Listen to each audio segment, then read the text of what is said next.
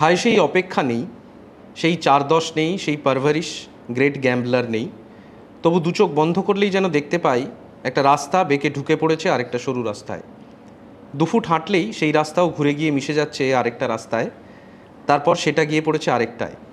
প্রজন্মের পর প্রজন্ম জুড়ে বং মিডিয়ামের বিচ্ছু বখাটেরা সেই রাস্তায় হাঁটছে, হেঁটেই যাচ্ছে। হাঁটুক, ওরা হাঁটুক। আজকে আমাদের অতিথি মাননীয় ব্রাত্য বসু। হ্যাঁ, নমস্কার।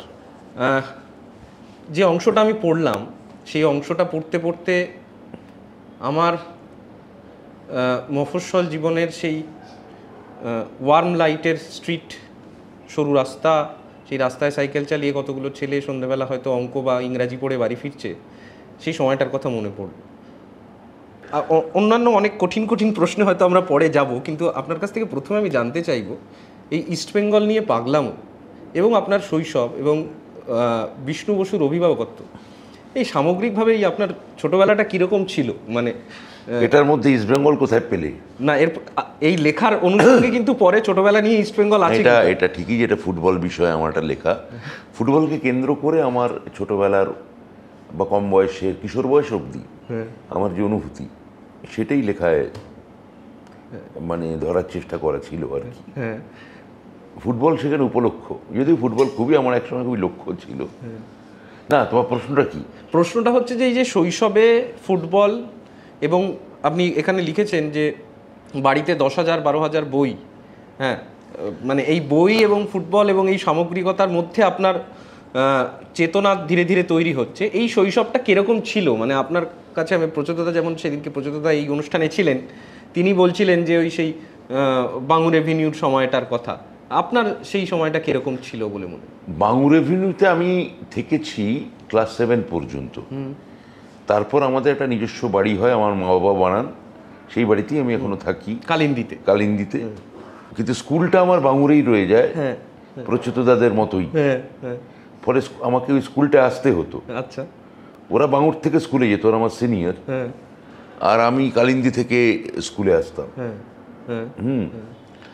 তো ফলে দুটো ছোটবেলার, যদি ক্লাস 10 অবধি ধরি, ক্লাস 10 অবশ্য খুব ছোটো একেবারেই বলা যায় না, 7 থেকে 10 এই অংশটা আমাদের কালিন্দির জীবন, আর 1 থেকে 7 এটা বাঙুরের জীবন। এই দুটো ভাগে যদি মানে কিশোর বয়স অবধি ভাগ করা যায়। আর তুমি যদি বাঙুরের স্মৃতি জানতে চাও, বাঙুরের বই, বাবার বইয়ের কথা তুমি বলছো, হ্যাঁ, প্রচুর বই। কালিন্দিতে সেই বই আরও বেড়ে গেল, অনেক, মানে প্রায় লাইব্রেরির মতো চেহারা হলো। বাঙুরেও প্রচুর বই ছিল। তো এই বইগুলো আমার কাছে থাকতো। আমার মা বাবা দুজনেই যেহেতু চাকরি করতেন, ফলে ওই বইগুলোর মানে আমার স্বচ্ছন্দ অধিকার ছিল। ফলে কম বয়স থেকেই আমি, যাকে বলে বেদম পাকা, সেটা হয়ে উঠেছিলাম। হ্যাঁ, নানান বই, মানে। এবং কোনো বিধিনিষেধ ছিল কি, এই বইগুলো পড়া যাবে, ওই বইগুলো পড়া যাবে না, এই বইগুলো একটু বড় হলে পড়বে? বিধিনিষেধ তো ছিলই, কিন্তু যেটা নিষেধ করা হচ্ছে সেদিকেই তো আগ্রহ বেশি হয়। হ্যাঁ, ঠিক। ফলে হ্যাঁ, বিধিনিষেধ ছিল, কিন্তু সে নিষেধ করা মানা হয়নি আর কি। হ্যাঁ, আমার তো মনে পড়ে আমি ললিতা বা লেডি চ্যাটার্লিজ লাভার অনুবাদে 5-6 বোধহয় পড়েছিলাম। ললিতা 5-6-এ মনে হচ্ছে আমার, আবার একটু বড়ও হতে পারে। মানে কম বয়সে পড়েছি, এটা কোনো সন্দেহ নেই। এবার আপনি কি ছোটবেলায়, মানে একটা বেপরোয়া ভাব থাকে ছোটবেলায়, এবং সেই বেপরোয়া ভাব এবং সেই আগ্রহ, যেটা বললেন যে নিষেধের প্রতি আগ্রহ, এই সবগুলো থাকে, কিন্তু বাড়িতে আপনার যে পরিবেশটা ছিল, যে অ্যাকাডেমিক্সের পরিবেশটা ছিল, পড়াশুনোর যে পরিবেশটা ছিল, তার সঙ্গে আপনার এই কিছুটা বললাম, ওই যে আপনি যে শব্দটা বললেন, ওই কিছুটা বেয়াড়াপনা, সেইটার কোথাও গিয়ে কোনো কলিশন হয়নি, কোনো যুদ্ধ লাগে না? মানে এই পড়তে বস, পড়াশুনো করছিস না, এইসব হয়নি ছোটবেলায়? সেসব আমার মা খুবই বলতেন। এবার বেয়াড়াপনা বা অ্যাকাডেমিক্স যেটা বললে, হ্যাঁ ঠিকই, আমি বাবার সূত্রে প্রথম রবীন্দ্রনাথ পড়ছি, বা বাবার বইয়ের সূত্রে আমি প্রথম কম বয়সে শরৎচন্দ্র, বঙ্কিম, বিভূতিভূষণ এগুলো পড়ে ফেলছি। কিন্তু আমি এখন বুঝতে পারি বাবা আমায় প্রথম আরও বেশি করে কি শেখাচ্ছেন। বাবা আমাকে গভীরভাবে শেখাচ্ছেন যে কিভাবে গাভাস্কারকে ভালোবাসতে হবে। আচ্ছা হ্যাঁ, আচ্ছা। মানে গাভাস্কার মানে পড়ছি হয়তো, কিন্তু সকালবেলা সেটা একটু পরে বাঙুরের বাড়িতে, মানে ধরা যাক 85 বেনসন হিজেস কাপ হচ্ছে, ওকে। হ্যাঁ, মাধ্যমিক পরীক্ষা দেব বা তারও একটু আগে। এ বাবা তখন এরকম একটা কথা বলতেন যে এই ছোট ছোট, তখন এখন পাওয়া যায় কিনা জানি না, মনীষীদের মূর্তি হয়, স্ট্যাচু পাওয়া যায়। ওই বাবা বলতে যে এই ধরা যাক রবীন্দ্রনাথ, মহাত্মা গান্ধী, নেতাজি সুভাষচন্দ্র বসু, বিবেকানন্দ, এদের সঙ্গে বাড়িতে গাভাস্কারের একটা ছোট স্ট্যাচু প্রতিটি বাড়িতে থাকা উচিত। আচ্ছা, ঠিক আছে, তো বেয়াড়াপনা যেটা বলছো তার কোনো কলিশন হয়েছে, সেটা আমাদের বন্ধুরা মূলত ভীষণ চুকলিখোর যাকে বলে আমার কম বয়সের বন্ধুরা, তারা এসে আমার বাড়িতে নানা রকম লাগাতো, যে এই করেছে ওই করেছে। তখন হয়তো অফিস বা কলেজ থেকে ফিরে এসে আমার বাবা মামা তারা ক্ষিপ্ত হতেন। কিন্তু সার্বিকভাবে বেয়াড়াপনাকে তখনও বঙ্গ সমাজে একটা কনসিডারেট চোখে দেখা হতো, একটা অ্যালাউন্স ছিল যে ভাই এটা করছো করো, যা করছো করো, টাইমে যেমন পড়তে বসো, টাইমে পাড়ায় গিয়ে ফুটবলটাও খেলো, টাইমে গিয়ে তুমি ওই শীতকালে ক্রিকেট খেলতে হবে, বর্ষাকাল এলে ফুটবল খেলতে হবে। তো আমি ফুটবলের সঙ্গে হয়তো খানিকটা পাড়ার বন্ধু বান্ধবদের সঙ্গে, মা বাবা নেই, আমি প্রচণ্ড একটা বৃষ্টি পড়ছে, একটা খোলা মাঠ, আর সেখানে আমরা মাছ ধরছি, এরকম জীবনও আমার কেটেছে। সেটা যদি বেয়াড়াপনা বলো, সেটা বেয়াড়াপনা। কিন্তু আমার বাড়িতে খুব যে ওইগুলোর জন্য বকেছে আমাকে, আমার তো মনে পড়ে না। আপনার আড়িয়াদহের সঙ্গে একটা যোগাযোগ আছে, এই যে লেখাটা পড়লে, হ্যাঁ, এটা তো আড়িয়াদহ নিয়েই মূলত, কেননা আমার কাকার বাড়ি, আমার ঠাকুরদার বাড়ি, আর একটু ওদিকে গেলে দক্ষিণেশ্বর, সেটা আমার মামার বাড়ি। হ্যাঁ, এইগুলোর মধ্যে তো আমি ছোটবেলায় এই লেখার মধ্যে দেখেছি, মানে সেই বাড়িটার একটা জায়গায় আপনি একটা দৃশ্যকল্প এই লেখার মধ্যে আছে, যেখানে বাড়িটার সামনে দাঁড়িয়ে থেকেছেন, পরবর্তীকালে গিয়ে বাড়িটার দিকে তাকিয়ে। বাড়িটা, হ্যাঁ, আমি জানতে চেয়েছি কারা থাকে এখন। হ্যাঁ, একা হয়তো গাড়ি নিয়ে গেছি। এই যোগটা তৈরি হলো কিভাবে? মানে ওই ওই ওই ওই বাড়িটার সঙ্গে এবং ওই এলাকার সঙ্গে যোগটা কি যাতায়াতের মাধ্যমে? যাতায়াত মানে ছোটবেলায়, মানে গরমের ছুটি পড়া মানে কি স্কুলে, মা বাবা প্রথমে কিছুদিন বাড়িতে কাটাবো, তারপর বাবা কলেজ যাওয়ার সময় আমাকে কিছুদিন মামার বাড়ি রাখবেন, আমি গিয়ে সেখানে থাকবো। তারপর ওখান থেকে আমার কাকার বাড়ি থেকে আমার কাকারা এসে ওখান থেকে তুলে নিয়ে কাকার বাড়ি চলে যাবে, আচ্ছা, সেখানে কিছুদিন থাকবো। এবং তারপর কোনো একদিন কলেজ থেকে ফেরার সময় বাবা আমাকে নিয়ে আবার বাড়ি ফিরে আসবে। আচ্ছা আচ্ছা, এইটা হচ্ছে পুজোর ছুটি হোক বা গরমের ছুটি। হ্যাঁ, এবং সেই গরমের ছুটির ওই সময়টা ওই আড়িয়াদহের বাড়িতেই কাটতো। আর আড়িয়াদহের বাড়িতে কাটতো কেননা আমার এক বিচ্ছুক পিস্তু দাদা ছিল। হ্যাঁ, তার কথাও আপনি মামার বাড়িতে ওরকম কোনো আকর্ষণ আমার ছিল না। আচ্ছা, এবং সে ক্রাইম পার্টনার লিখেছেন আপনি। তো ওই সব লেখালেখি করেছি। হ্যাঁ, যাই হোক, তো ওই ওই ওই ওই পাড়ার ওই বাড়িগুলো, ওই ওই ওই সরু গলি, পুরনো সাবেকি বাড়ি, একটা অদ্ভুত গন্ধ এলাকা জুড়ে।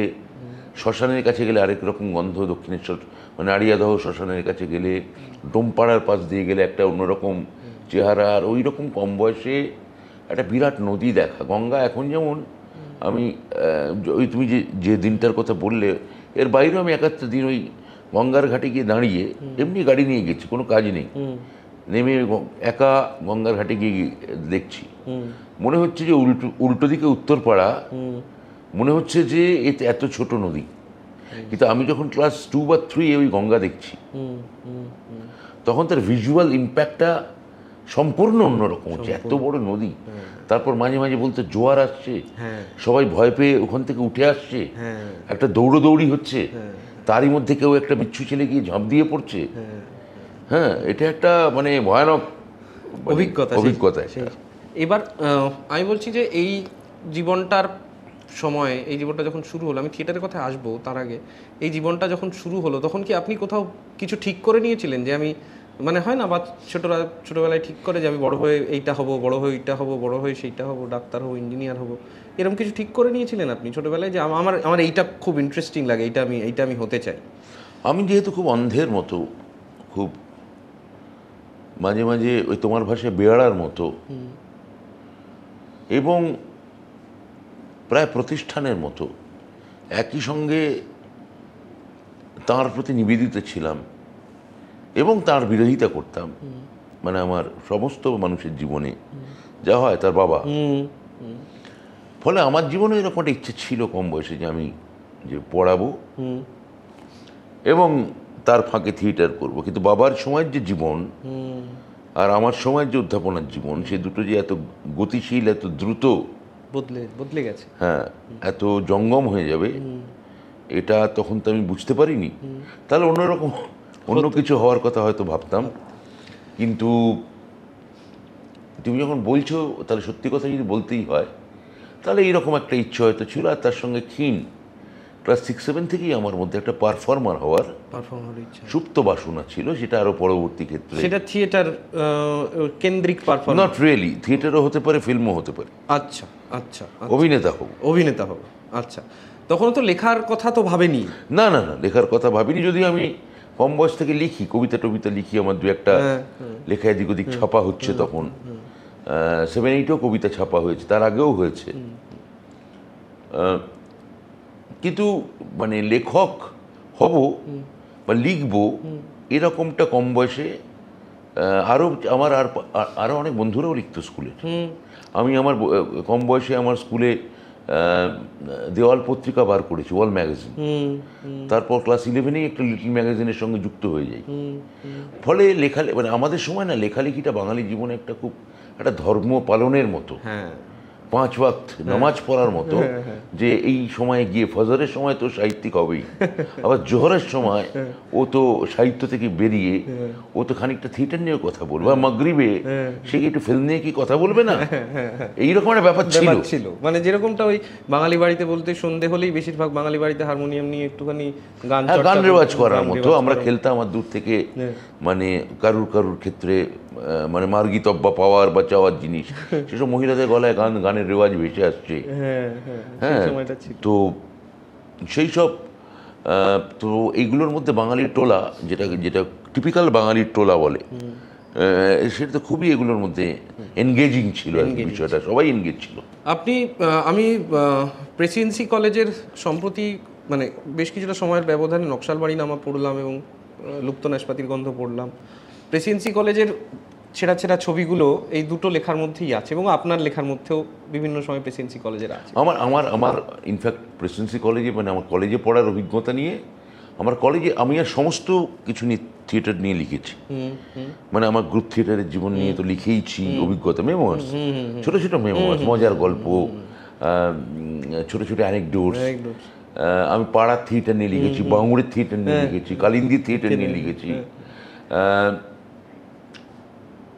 বাকি থিয়েটার তো বললাম, কিন্তু একমাত্র লেখা হয়নি কলেজের থিয়েটার। সেইটা নিয়ে আমার একটা লেখার ইচ্ছে আছে। কলেজ বিশ্ববিদ্যালয় সময়কার আমার থিয়েটার জীবনের চেহারাটা বা আশেপাশে কলেজ বিশ্ববিদ্যালয়ের চেহারাটা কেমন ছিল, খুব খানিকটা এসছে আমার একটা নোটে গাছ বলে একটা বই আছে, যেটা থেকে তুমি পড়লে একটা লেখা, সেটার প্রথম লেখাটাই আছে, কিন্তু আরো একটা ডিটেলে বিস্তার করতে। আমি একটুখানি জানতে চাইবো যে মানে প্রেসিডেন্সি কলেজ এমনিতেই অনেক বেশি এই দিক থেকে অনেক বেশি ভাইব্রেন্ট, নানা রকম দিকের নানা রকম স্তরের মানুষরা আসেন এবং কৃতীরা আসেন। সেইখানে গিয়ে আপনি যখন ভর্তি হলেন এবং তারপর যখন প্রেসিডেন্সির যাপনটা শুরু হলো, সেই সময়টায় আপনার কাছে কিভাবে থিয়েটার এলো বা সাহিত্য এলো? মানে না, ওই সময় তো বেশিরভাগ আমার সিনিয়ররা বা বাবার কাকারা আমার সাবধানও করলেন যে তুমি পোর্টিকোয় যে যাচ্ছ, হ্যাঁ, প্রমোদের ক্যান্টিন যাওয়ার আগে পোর্টিকোয় দেখবে, তুমি বিচলিত হয়েও না যে আইনস্টাইন হেঁটে বেরিয়ে চলে গেলেন, একটু পরে দেখবে যে ওখান দিয়ে গদার আসছেন, গদার তোমায় নোবেল ভাগ নিয়ে দুটো কথা বলে গেলেন। তবে আবার একটু করিডোর থেকে বাঁদিকে বেঁকলে ওখানে ব্রেস্ট বসে আছেন ক্যান্টিনের ঠিক বাইরে, তোমাকে অ্যালিয়েনেশন নিয়ে নানা রকম কথা বলছে। আর যদি তুমি পোর্টিকো পেরিয়ে আর একটু ডিওজিও হলের ওই বড় মাঠের দিকে যাও, ওখানে একদম এমনকি তুমি কান্ট বা ফায়ারবাক এরা বসে আছেন, এরা বক্তৃতা রাখছেন, কোথাও কোথাও ফুকোকেও দেখতে পারো। এগুলো বিচলিত হবে না, তুমি যার ক্লাস করবে।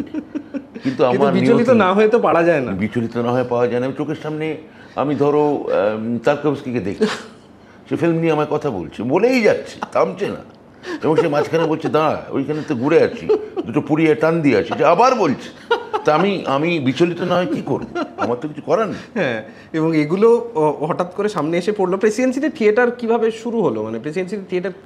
ফার্স্ট ইয়ার থেকেই হলো। ফার্স্ট ইয়ার থেকেই হলো।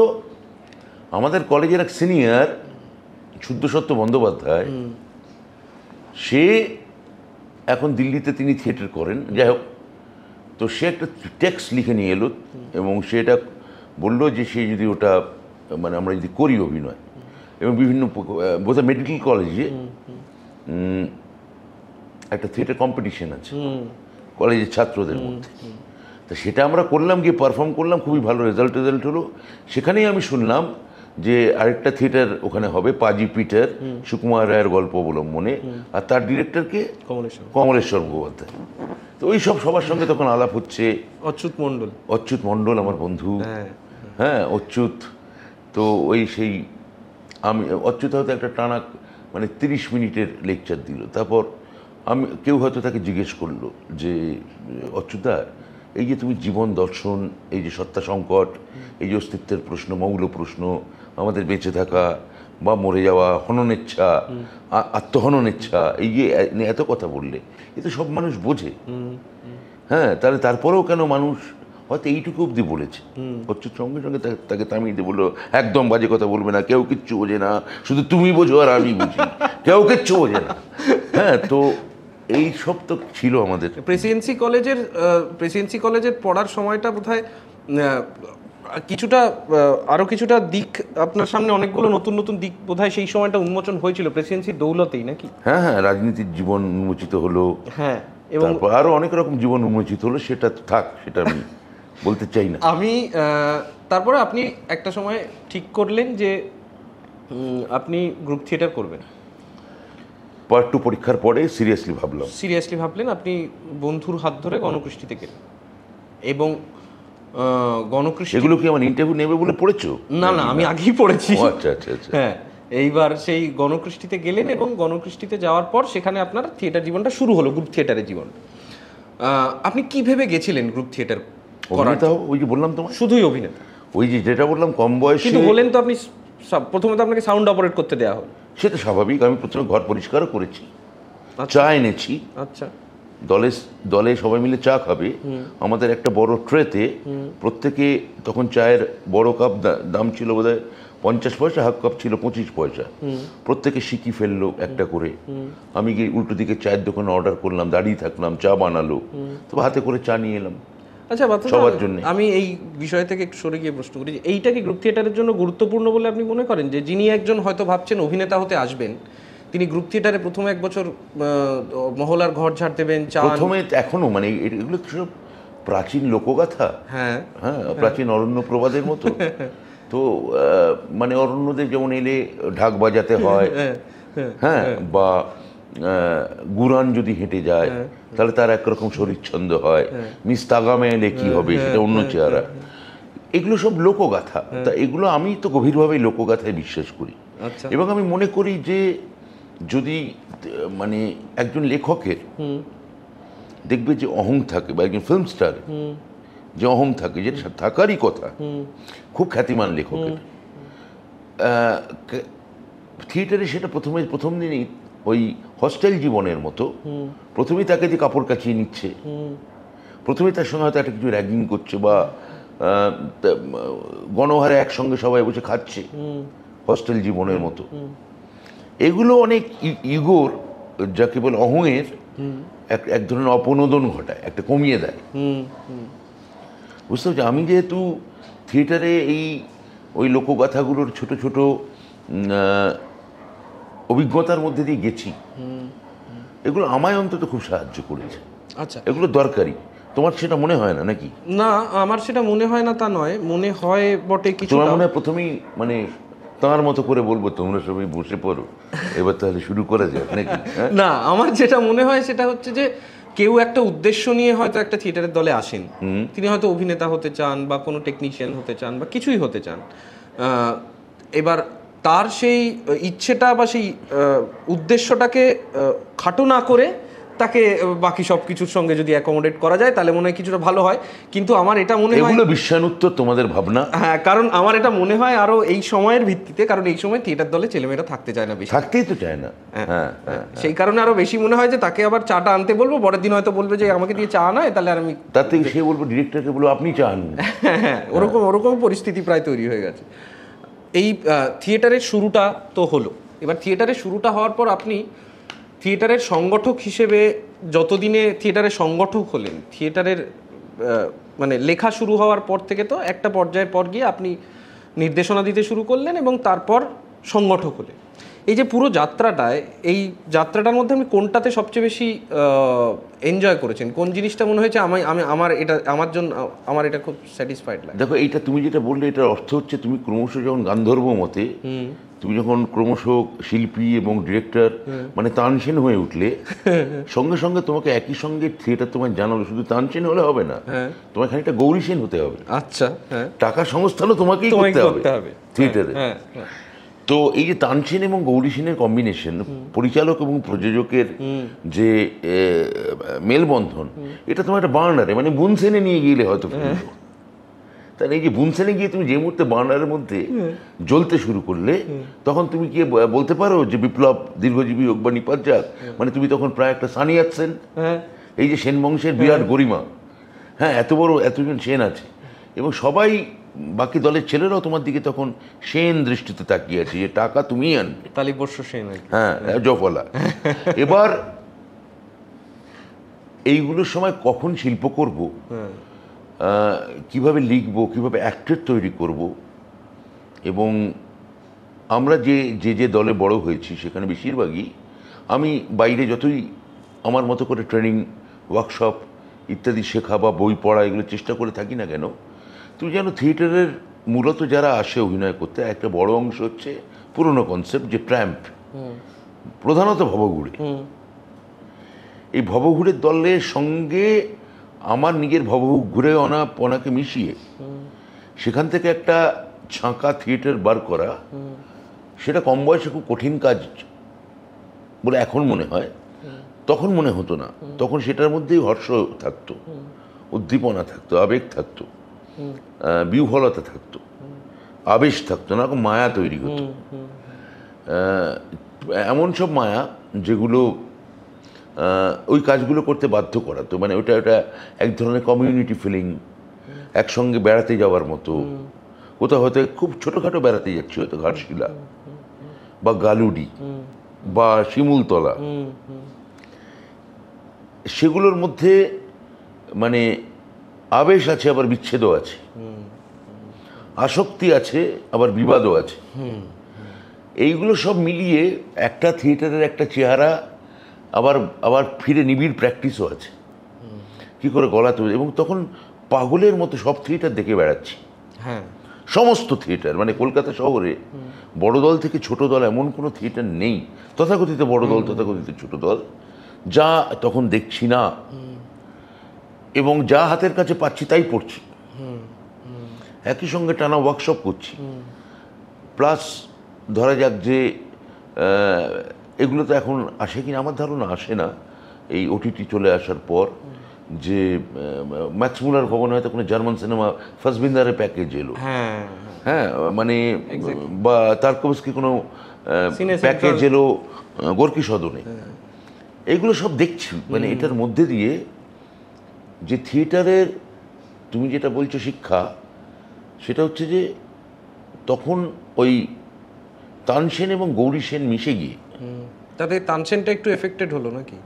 আমার মনে হয় না, কারণ ওই মানে তখন কিছুটা মেনে নেওয়া যে আমাকে গৌরী সেন হতে হবে, নাকি না হলে ভালো হতো আমি তানসেন থাকি। এটা থিয়েটারে লিগে আছে। আমি সম্প্রতি একটা উপন্যাস লিখেছি, উদ্ভাসিত মান্দাস আর দ্যুতক্রীড়ক, শিশির ভাদুড়ির জীবন নিয়ে মূলত, কিন্তু তার মধ্যে দিয়ে আসলে কলকাতা শহরের চালচিত্র, মেট্রোপলিসের ইতিহাস, মানে থিয়েটারের ইতিহাস হচ্ছে প্রধানত মেট্রোপলিসের ইতিহাস, মানে আমরা যে থিয়েটার করি প্রসেনিয়াম থিয়েটার, তার সেই কলকাতা শহরের বদলে যাওয়া, তার অর্থনৈতিক চালচিত্র, এবং তার মধ্যে দিয়ে এন্টারটেইনমেন্ট। থিয়েটার তো প্রধানত নগর একটা বিনোদন হিসেবে দেখে, তাই সেই এন্টারটেইনমেন্টের ইতিহাস কীভাবে এলো এবং তার লিগেসি কী করে আমরা বহন করলাম, উত্তরকালে যারা থিয়েটার করতে এলেন 50, 60, 70s বা 80s বা পরবর্তী নতুন শতাব্দীতে, এখনও যারা থিয়েটার করছেন, আমার মনে হয় যে ওই উপন্যাসগুলোই আমি অনেকটাই খুব স্পষ্ট করে মানে ইনফ্যাক্ট ওই উপন্যাসগুলো লেখা, তুমি যার কথা বলছো যে মেনে নেওয়া বা অসহায়তা বা একটা বাস্তবতার মুখোমুখি হয়েও তাকে গ্ল্যাডলি অ্যাকসেপ্ট করা, তাকে জড়িয়ে ধরা, আলিঙ্গন করা। মানে বুঝতে পারছি যে ওই এরিক বেন্টলি ব্রেস্ট সম্পর্কে লিখেছিলেন যে তিনি এই কাজটা করার জন্যে এবং তার রিকগনিশন পাওয়ার জন্যে তিনি কাদায় ডুবে যেতে রাজি ছিলেন এবং কাদায় দাঁড়িয়ে যে কোনো কসাইকে আলিঙ্গন করতে রাজি ছিলেন। এরিক বেন্টলি এটাকে, যেহেতু নিজে থিয়েটার করতেন না, একটু সার্কাস্টিক্যালি বলছেন। আমি এটাকে সার্কাস্টিক্যালি গ্রহণ করতে রাজি নই। আমি এটাকে মনে করছি যে ওইটাই মানুষটার নিয়তি। ও যদি ওই কাজটা সিরিয়াসলি করতে হয় তাহলে ওই ব্রেস্টকে হিটলারের মুখোমুখি হতেই হবে।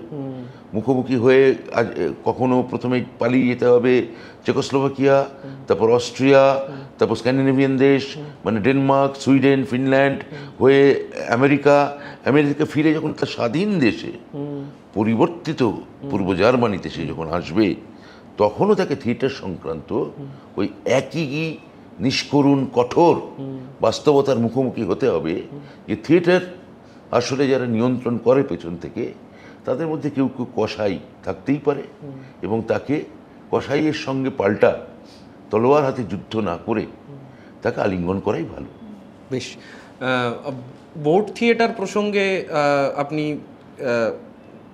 বলেছেন একাধিকবার, কোম্পানি থিয়েটারের ইস্তাহার সেখানে বলেছেন। আচ্ছা, আপনি কি এটা মনে করেন দাদা যে গ্রুপ থিয়েটারের শুরু হওয়া এবং গ্রুপ থিয়েটার চলে গেল, অনেক দিন ধরে চললো, কিন্তু বোর্ড থিয়েটারটা ধীরে ধীরে ধীরে ধীরে ধীরে একটা সময় পর বন্ধ হয়ে গেল, এই কমার্শিয়াল থিয়েটারের যে কাঠামো, সেই কাঠামোটা চলে যাওয়াটা, এটা কি বাংলা থিয়েটারের পক্ষে ক্ষতিকর হয়েছে? খুব ক্ষতিকর। কমার্শিয়াল থিয়েটার চলে যাওয়া মানেই আসলে সে গ্রুপ থিয়েটারের মৃত্যুর আসন্ন ঘণ্টা কারা না কারা বাজিয়ে দিয়ে গেল। কিন্তু কমার্শিয়াল থিয়েটারকে তো সবাই মানে একটা মানে এলিট সমাজ, একটা এলিট গোষ্ঠী বা কিছু মানুষ, তারা ততটা গুরুত্ব, আপনি মানে অবশ্যই অর্ধশেষ রজনীর প্রসঙ্গ আসতে পারে, কিন্তু ওই তারা তো এটা বলেছেন যে এটা শিল্পোন্নত নয় বা ইত্যাদি প্রভৃতি নানা সময় নানা রকম আক্রমণ হয়েছে। তার মানে কি গ্রুপ থিয়েটারের মধ্যে তো সমস্যা যে আমি আমার উপন্যাসে ওইটাও দেখিয়েছি যে ব্রডওয়ে এবং অফ ব্রডওয়ে 25 সালের আগে রাশিয়ান মস্কোয়ার থিয়েটার ছিল, আবার মারহোল্ডে থিয়েটারও ছিল, এটা এক্সপেরিমেন্টাল থিয়েটার। স্টালিন যখন মস্কোয়ার থিয়েটারকে নিজের জিম্মায় নিলেন, তখন কি তিনি সেটাকে এক্সপেরিমেন্টাল থিয়েটারে রূপান্তরিত করলেন?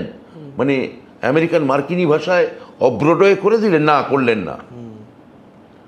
উনি অ্যাক্টরদের রাষ্ট্রীয় জিম্মায় নিয়ে এলেন, কিন্তু তারা প্রধানত বড় থিয়েটারই নামাতো, যেভাবে কমার্শিয়াল থিয়েটার হয়, যে বড় থিয়েটার বলতে যা ব্রডওয়ে বলতে আমরা যা বুঝি। বুলগাকভের ডেথ অফ দ্য তুরবিন স্টালিন নিজে 12 বার দেখেছেন। বুলগাকভকে পরে উনি ব্যান করবেন, অন্য কথা। হ্যাঁ, কিন্তু সমস্ত দেশ, ইউরোপেও, তুমি যদি আজকেও ইংল্যান্ডে যাও, ওখানে ছোট ছোট তুমি এক্সপেরিমেন্টাল থিয়েটার পাবে, আবার রয়্যাল শেক্সপিয়ারও পাবে। আমাদের এখানে সারাক্ষণ একটা ইস্টবেঙ্গল মোহনবাগান করা যে কমার্শিয়াল থিয়েটার মানেই বুঝিয়ে বসে হচ্ছে স্থানীয় শত্রু, আর সেটা হচ্ছে একটা বুর্জোয়া কাণ্ড কারখানা, আর গ্রুপ থিয়েটার মানেই মানে একটা যেন বা রাজনৈতিক একটা বিপ্লবের আঁতুর ঘর, এই যে করে বাঁধিয়ে দেওয়া, সারাক্ষণ মুখোমুখি করা। তো হোক না বিপ্লবের আঁতুর ঘর হোক না, কে বারণ করেছে? পলিটিক্যাল থিয়েটার কেউ করতেই পারে। তা আমার বক্তব্য হচ্ছে এই যে পলিটিক্যাল থিয়েটার, যেটা মূলত শেপ দিয়েছেন পৃথিবীতে রমারোলা, এবং তারপর যখন এরউইন পিসকাটার যখন পিপলস থিয়েটার বিষয়টা ঘটাচ্ছেন, পিসকাটার যখন ছোট থিয়েটার করছেন, তখন তো আমাদের এই যে এবং বিরাট জনপ্রিয় হচ্ছেন। একই সঙ্গে তো এই যে German Max Reinhardt, German Austrian theatre director, তিনিও একই সঙ্গে বহাল তবিয়তে বার্লিন শহরে আছেন। পিসকাটার এমন কাজ করলেন যে মার্কস রাইনহার্ড ভিয়েনায় বিপদে পড়লেন, মানে তার থিয়েটারের লোক কমতে শুরু করলো। কিন্তু পিসকাটার কোথাও মার্কস রাইনহার্ডের থিয়েটার সম্পর্কে অসম্মানসূচক বক্তব্য রাখছেন বা বলছেন ওটা বুর্জোয়াদের থিয়েটার আর আমারটা বিপ্লবী থিয়েটার, এইটা কখনো তুমি দেখাতে পারবে না। না, এই লড়াইটা কেন হলো? মানে এটা কি এক্সিস্টেন্সিয়াল ক্রাইসিস, মানে গ্রুপ থিয়েটারের একটা সমস্ত সংকট? কিছুকে রাজনৈতিক ক্যাপসুলে যদি ফেলে দেওয়া যায় তাহলে তো শিল্প চর্চা করার দরকার নেই। রাজনৈতিক ক্যাপসুল হলেই, মানে আমি একটা অন্য উদাহরণ দিচ্ছি, মানে ধরা যাক তামিলনাড়ুর মুখ্যমন্ত্রী এম কে স্টালিন তিনি বললেন যে না, আমি নতুন নোট আমি আনবো। তো তামিলদের আক্রমণ করা হচ্ছে যে আমি আর গান্ধীর মূর্তি রাখবো না, ঠিক আছে, নোটে। এবার সঙ্গে সঙ্গে বলে না, কেউ সেটা নিয়ে টক শো বসে গেল, তামিল টক শো। একদল তামিল বললো না এটা হতে পারে না, এটা কেন হবে না। আরেক দল তামিল বললো না এটাই হতে পারে। এবার তার সঙ্গে মানে তামিল অস্মিতা স্টালিন কোন জায়গা থেকে কথাটা বলছেন, এই যে আমি এই স্টালিন যে কথাটা বলছেন কোনো একটা কথা, আমি খুব মানে আমি ভাবছিলাম যে এই লোকটার নাম স্টালিন কেন। গোটা ভারতবর্ষে এটা নিয়ে কোনোদিন আমি কথা হয়নি। তা আমি ভাবতে ভাবতে গিয়ে দেখলাম স্টালিনের জন্ম হচ্ছে, মানে এম কে স্টালিনের 53 সালে মার্চ মাসে। আচ্ছা, মানে জোসেফ স্টালিন যে বছর মারা যাচ্ছেন, তার মানে সঙ্গে সঙ্গে ছবিটা কি ভেসে ওঠে যে তখন তার পিতা, যিনি কিনা দ্রাবিড় নাড়ুনিয়া আন্দোলন করছেন বা নতুন একটা দ্রাবিড় ভূমি কি করে আর্যদের যে অ্যাগ্রেশন সেটাকে কমিয়ে কি করে একটা দ্রাবিড়ায়ন ঘটানো যায় সে আন্দোলন করছেন। সেই সময় তার ছেলে হয়তো বড় ছেলে জন্মাচ্ছে। হ্যাঁ, তা তার মাথার মধ্যে কোনো সেক্টরিয়ান চিন্তা নেই, একটা সমাজতান্ত্রিক চিন্তা আছে এবং যুগটাও তাই ডিমান্ড করছে, সময়টাও তাই ডিমান্ড করছে। তারপর পরবর্তী ক্ষেত্রে জোসেফ স্টালিন খুনি বা তখন তো সেটা মানে এস্টাবলিশ নয়, তার 2 বছর পরে ক্রুশ্চেভ প্রথম জানাবেন নিস্তালিনীকরণ করে। তাহলে আমি কিন্তু যখন পলিটিক্স নিয়ে কথা বলতে বসছি তখন তো দরকার পড়ছে না, আমি বলে দিচ্ছি খুব খারাপ তেলের দাম কমানো, এটা চায়ের দোকানে আমি তুমি কথা বলতে পারি, কিন্তু এইটাই যদি সারাক্ষণ সমাজে হতে পারে এবং তার সঙ্গে যদি বিপ্লব নামক একটা সুন্দর একটা পক্ষীরাজের ঘোড়া তুমি যদি খাইয়ে দিতে পারো, তাহলে গোটা শিল্প চর্চার মধ্যে আর কোনো মানে যেটা সিরিয়াস কাজ, যেটা ভালো কাজ, যেটা তানসেন হয়ে ওঠার কাজ, সেটা আস্তে আস্তে অবলিভিয়নে চলে যাবে। কিন্তু আমাদের পলিটিক্যাল থিয়েটারের যারা জন্মদাতা, ধরা যাক যে উৎপল দত্ত যে গভীরে গিয়ে যে রাজনৈতিক বিখ্যার জায়গা থেকে যে স্তানিস্লাভস্কি ব্রেক লিখেছেন বা শেক্সপিয়ারের সমাজ চেতনা লিখেছেন, সে বিখ্যাটা নেব না, বুঝতে পারছি। থিয়েটার আমাদের একটা ঘরোয়া একটা আমাদের, তুমিও জানো নিশ্চয়ই, তুমি থিয়েটার করো, ঘরোয়া মহলে একটা কথা আছে যে মদটা খাবো গিরিশ ঘোষের মতো আর অভিনয়টা করবো পঞ্চায়েতেলির মতো, বলে বিখ্যাটা নেবো না। কিন্তু পলিটিক্যাল থিয়েটার ব্যাপারটা শিখে নিয়েছি। উৎপল দত্ত বিখ্যাটা নেই, কিন্তু বলবো মুখে পলিটিক্যাল থিয়েটার করছি, মানে সমাজ পাল্টাচ্ছি। আমাদের মাস্টারমশাই সঞ্জয় মুখোপাধ্যায় বলতেন যে ঋত্বিক ঘটকের থেকে মদ খাওয়াটা শিখে নিয়েছে, কিন্তু ছবিটা বানানোর আশপাশটা ওই একই ব্যাপারটা, একই কয়েনের অন্য পিঠ আর কি। আচ্ছা, আমি একবার একটুখানি অন্য প্রশ্ন করি যে আপনি নির্দেশনার কাজ করে চলেছেন, তো আপনাকে কি সবাই খুব ভয় পেত দলে? আগে পেত না, এখন আর পায় না। কেন? আগে বয়স বেড়ে গেছে, স্বাভাবিক, ঠান্ডা হয়ে গেছি। আচ্ছা, আগে কি আরো একটু 5 মিনিটের মানে জাস্ট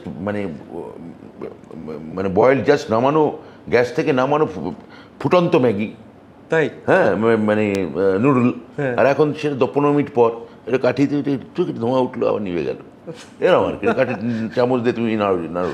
আচ্ছা, সেই সময় এই ফুটন্ত ম্যাগিটার সামনে যারা পড়েছে তাদের তো নানা রকম অভিজ্ঞতা হয়েছে নিশ্চয়ই, আর এগুলো অনেক বন্ধুতা তৈরি করে, আকর্ষণ তৈরি করে, আবার শত্রুও তৈরি করে, তাই না? থিয়েটার নিয়ে যে প্যাশন বা যে অ্যাফেকশন ছিল, যেটা একই সঙ্গে তোমার বন্ধুতা টানবে, আকর্ষণ টানবে, একই সঙ্গে জানবে যে সেটা একটা বিকর্ষণও তৈরি করে, শত্রুও তৈরি করে। এবং কারণ তখন ওইটা মানে হচ্ছে এক ধরনের ট্যাক্টলেস হতে প্রণোদিত করে।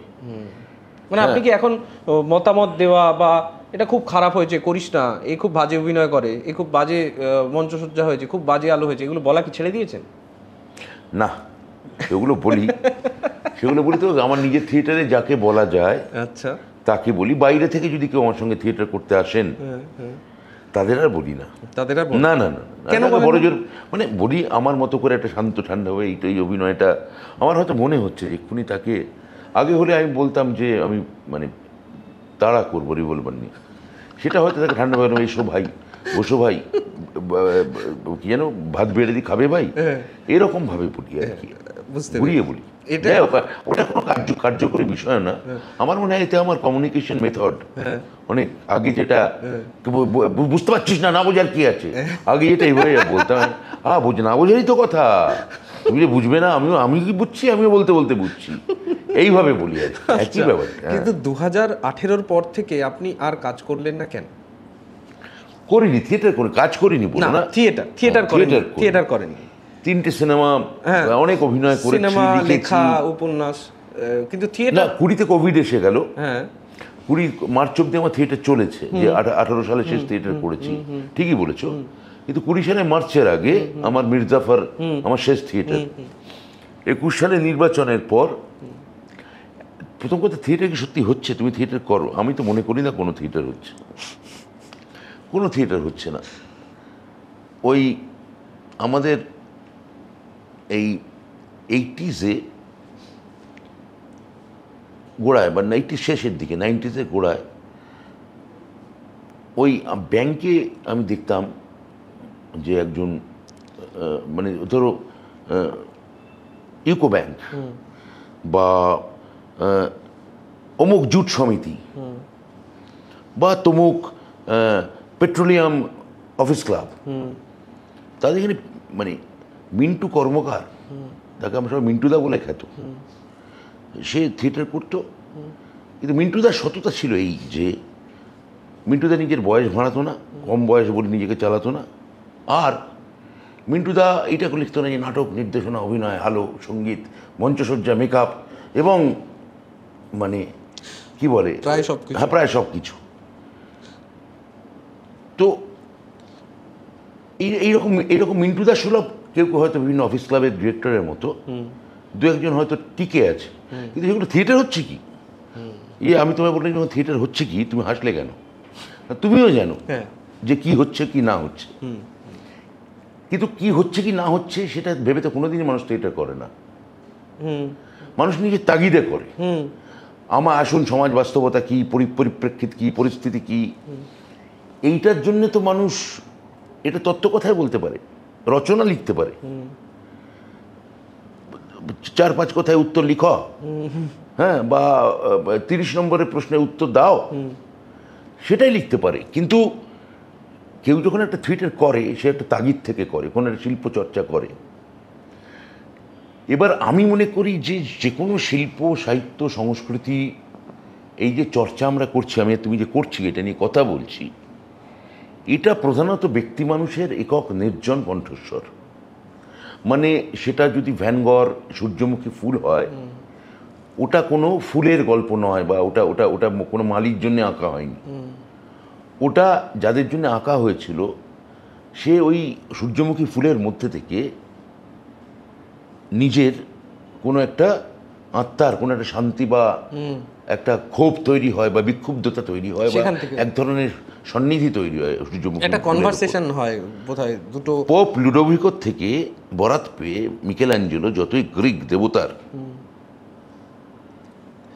মূর্তি তৈরি করুন, ভাস্কর তৈরি করুন, তো সেই ভাস্কর্য তৈরি করুন, তা তিনি যখন তৈরি করছেন তখন তার মধ্যে মানে নিঃসন্দেহে মানে দেবতা থাকতে পারে, কিন্তু ধর্ম অন্তত নেই। কেউ ধর্ম খুঁজে পেতে পারেন, পেগানদের মতো ধর্ম খুঁজে পেতে পারেন, কিন্তু তিনি যখন ওইটা আঁকছেন তখন তার ভেতরের কোনো একটা পাওয়া না পাওয়া ডিজায়ার্সগুলো বা সন্তোষগুলো বা অসন্তোষগুলো, তার ভেতরের যে ছোট ছোট ভিসুভিয়াসগুলো মানে দাবানলের মতো জ্বলছে, সেগুলো বার করে আনার জন্যই তিনি ওটা করছেন। মানে এমনকি আমি তোমায় বলছি যে ধরা যাক যে যেখানে সামাজিক, আমি মিকেলেঞ্জেলো বা ভ্যান গঘ ভুলে যাও। মানে ধরো যেখানে যেসব শিল্পে বড় বড় একটা রাজনৈতিক বা একটা বড় সোশিও পলিটিক্যাল একটা প্রেক্ষাপট আছে, ধরা যাক আমি কার কথা বলবো, ধরা যাক টলস্টয়। তিনি যখন ওয়ার অ্যান্ড পিস লিখছেন, তিনি নেপোলিয়নের রাশিয়া আক্রমণ এবং আলেকজান্ডারের সঙ্গে নেপোলিয়নের যুদ্ধ, হ্যাঁ, এইটা উপলক্ষ মাত্র 1805 সালে কাউন্ট বেজুকভ, মানে যে প্রিন্সিপাল ক্যারেক্টার ওয়ার অ্যান্ড পিসের, তার ভেতরকার অন্তরের আর্তনাদ, একক মানুষের আর্তনাদ টলস্টয় আসলে খুঁজছেন। মানে আর বাংলায় উদাহরণ দিতে গেলে কোন উপন্যাসের কথা বলবো, ধরো তারাশঙ্কর গণদেবতা। গণদেবতা যখন লিখছেন, সেটা প্রথম বিশ্বযুদ্ধ দ্বিতীয় বিশ্বযুদ্ধের মাঝখানের একটা সময়, কিন্তু ওখানে উনি আসলে দেবু পণ্ডিত বা অনিরুদ্ধ কর্মকারের মধ্যে দিয়ে একটা বীরভূমের লাভপুরের একটা ছেলে, সে ওই যুগের ট্রানজিশনটা কীভাবে দেখছে, তার ব্যক্তিগত পাওয়া না পাওয়া যন্ত্রণাগুলো ওই ওই ওই যুগচেতনার মধ্যে ঢেলে দিচ্ছে। এবং তার ওখানে আলাদা করে তোমাকে ওই বইতে তোমায় হয়তো পণ্ডিতরা তোমায় লিখতে দেবেন যে আঞ্চলিক উপন্যাস হয়েছে কিনা লিখ, এখানের মধ্যে ইতিহাস কতটা লুকিয়ে আছে লিখ, এখানে কতটা এই এই এই যুগলক্ষণ কতটা পাও লিখো। হ্যাঁ, সে আমার এক বন্ধু বলেছিল, এই প্রশ্নটা কিরে আমি ঠিক বুঝতে পারছি না, এটা কী বলছে জীবনানন্দের, এটা এই কাব্য প্রতিভা না কাব্য বৈশিষ্ট্য, কাব্য লক্ষণ না কাব্য বৈশিষ্ট্য, কোনটা লিখবো, জীবনানন্দের কাব্য লক্ষণ না কাব্য, দুটোই মুখস্থ করে এসেছে। হ্যাঁ, দুটোই হয়তো এরকম, ওইগুলো দিয়ে হয় না। এখন থিয়েটারে হয়তো থিয়েটার দেখতে গেলে সিটি বাজে, শুনলাম সিটি পড়ে, তো থিয়েটারে নানা রকম মাসল দেখিয়ে শো নেওয়া হয়, তো সেটা এক ধরনের থিয়েটার হচ্ছে। হ্যাঁ, এখন ওই যে ব্যক্তির যে কণ্ঠস্বর, সেটা সত্যি ওই সিটির মধ্যে, ওই মাসল ফলানোর মধ্যে। আগে একটা লোক যদি সাংবাদিক হতেন, তার ক্ষেত্রে একটা সেন্সরশিপ থাকতো, যে হয় তাকে প্রিন্ট মিডিয়া নেবে বা ইলেকট্রনিক মিডিয়া নেবে। এখন একটা লোকের হাতে মোবাইল, এবং তিনি হয়তো ছোট ইউটিউব করেছেন, ভালো করছেন, অনেক বাচ্চা বাচ্চা ছেলে মেয়ে সেখান থেকে উপার্জন করছে। কিন্তু এই যে ফেসবুক, হোয়াটসঅ্যাপ, টুইটার না এক্স হ্যান্ডেল, ইনস্টাগ্রাম, ইন্টারনেটের পরে যা যা আছে, পোর্টাল, ছোট পোর্টাল, হ্যাঁ, তারপর মেসেঞ্জার, এগুলো সব মিলে এমন একটা সুনামি তৈরি হয়েছে, এমন একটা ক্যাকোফনি, সেখানে এই নির্জন ব্যক্তির কণ্ঠস্বর, সেটা কে শুনবে, কেন শুনবে? যে এখন কলম কোথায়, আগে কিছু লোকের হাতে কলম তুলে দেওয়া হতো, আর কিছু লোক পাঠক ছিল। তোমার কাছে ফেসবুক মানে আছে হচ্ছে তোমাদের সবার কাছে কলম আছে, সবাই লিখতে পারে। তা সবাই যখন লিখতেই পারে, আলাদা করে তার লেখকের দরকার হচ্ছে না। সবাই যখন অভিনয় করতে পারে, তুমি রিল বানিয়ে ফেলছো, তো সবাই অভিনয় করতে পারে। হ্যাঁ, ছোট ছোট ফিল্ম সবাই ফিল্ম বানাচ্ছে। তাহলে সবাই যদি বানাতে পারে, সবাই যদি লিখতে পারে, সবাই যদি থিয়েটারটা করতে পারে, তা দর্শকের তো দরকার হচ্ছে না। এখন লেখার ক্ষেত্রে তুমি কি ভাবতে পারো যে এমন একটা সময় আসবে আমার লেখার মূল্যায়ন হবে? আদৌ হবে না। এই যে লেখাটা গিয়ে ঠোঙা তৈরি হয়ে যাচ্ছে, সে ঠোঙাই হবে, যেভাবে একজনের বলা মূল্যহীন হয়ে যায় পরে। এবং যে যা পাচ্ছে লিখছে। আমি নিজে দেখছি যে মানে পত্রিকায় ক্ষমতা থাকার সময় মানুষের সঙ্গে সব থেকে দুর্বিনীত খারাপ ব্যবহার যে করতো, সমস্ত কাগজ থেকে গলা ধাক্কা খাওয়ার পর তোমার এখানে এসে বলছে যে আমাদের বিনয়ী হতে হবে, সাংস্কৃতিক হতে হবে। আমরা কত মানে মানে ক্ষমতার এভাবে অপব্যবহার, ক্ষমতার লালচোখ। অথচ আমি নিজে জানি যে যখন কোনো একটা পত্রিকার ক্ষমতায় ছিল, সেটা শনিবারের পাতায় হোক, রোববারের পাতায় হোক, সব থেকে মানুষের সঙ্গে দুর্ব্যবহার করেছে।